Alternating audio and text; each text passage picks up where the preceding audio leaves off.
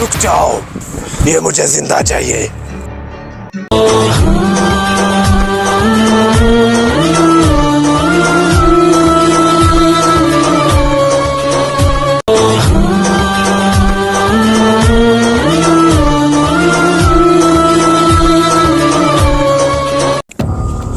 रुक जाओ, सबको गिरफ्तार कर लो। देख लिया अंजाम क्या हुआ।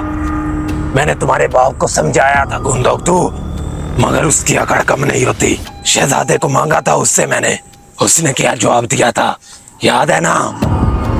अब उसको पता चलेगा उसके असूल है हमें या उसका बेटा। गिरफ्तार कर लो इसे।